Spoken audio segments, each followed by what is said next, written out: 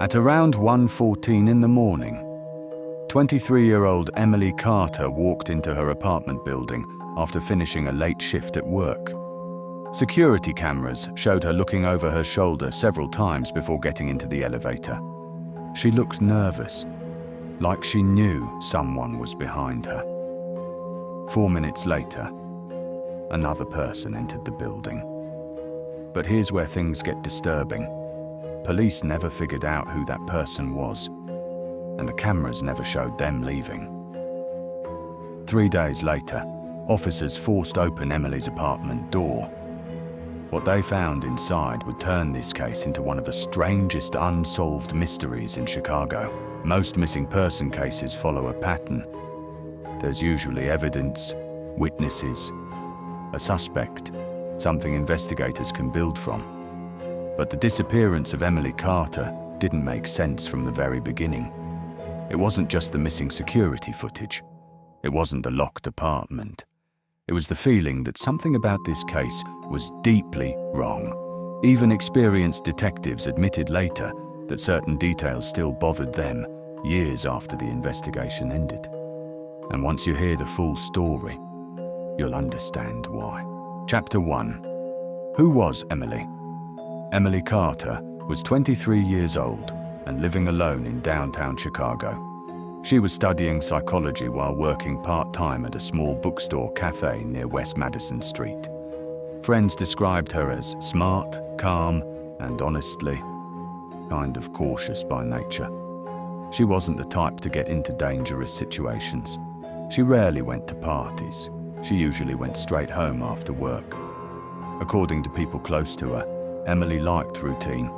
Same coffee every morning, same route to work, same evening schedule almost every day. But about 3 weeks before she disappeared, her behavior slowly started changing. Chapter 2. Someone's following me. At first it seemed small.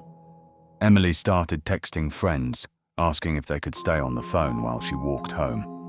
Then she told one co-worker she thought someone had been watching her outside the bookstore for several nights in a row. Nobody took it too seriously at first. Chicago's a busy city.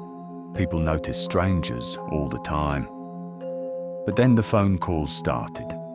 Late at night, Emily would get calls from unknown numbers. Every time she answered, there'd just be silence or breathing. Heavy breathing. One friend later told police that Emily sounded genuinely scared during the final week before she vanished. She kept saying the same thing. I swear somebody keeps following me home. Chapter 3. The night she disappeared. October 14th, 2021 started like a normal day. Emily worked an evening shift at the bookstore cafe and left sometime after 11 p.m. Surveillance footage from nearby businesses showed her walking alone through light rain toward her apartment building. She looked exhausted, but investigators later noticed something strange in the footage. Multiple times during the walk home, Emily glanced behind her, not casually, quickly, nervously, almost like she thought someone was there. At exactly 1:14 a.m., she entered Ashton Heights Apartments.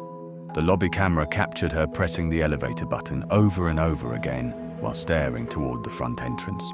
Chapter 4. The second person. Then, 4 minutes later, someone else entered the building. The person wore a dark hoodie, gloves, and a baseball cap, pulled low enough to hide most of their face. Detectives later said the individual appeared strangely calm. They didn't hesitate, didn't look around. They walked directly toward the emergency stairwell. And that stairwell led straight to the 4th floor. The same floor where Emily lived. Chapter 5. The Scream. At around 1:30 a.m., several residents later reported hearing what sounded like a scream somewhere on the 4th floor, but nobody called the police. One tenant said it sounded brief, almost cut off suddenly. Another neighbor claimed they heard footsteps running down the hallway moments later.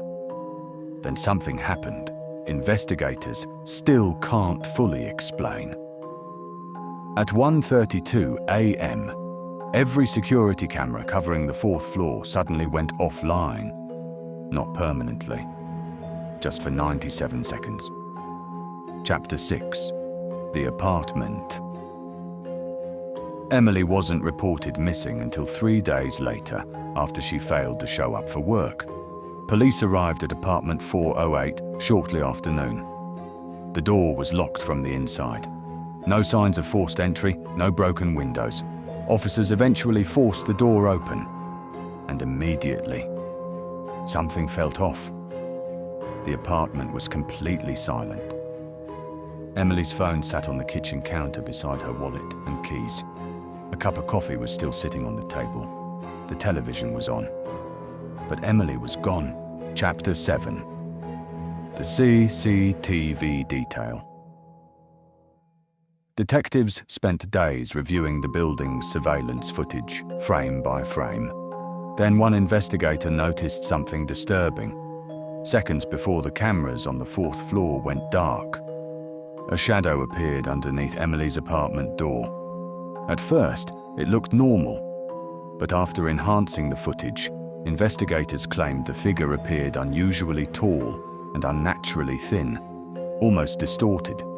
Police never officially commented on the footage publicly, but rumors about it spread quickly online.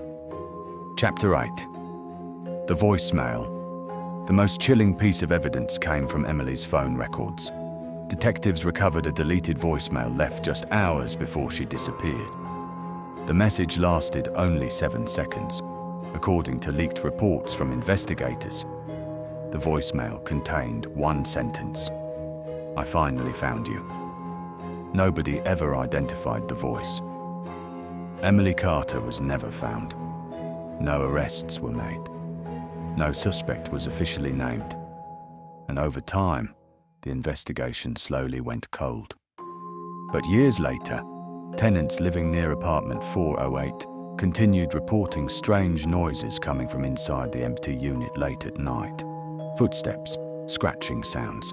Some even claimed they saw lights turning on inside the apartment, despite the electricity having been disconnected months earlier. So what do you think happened to Emily Carter? Was she being stalked by someone hiding in plain sight?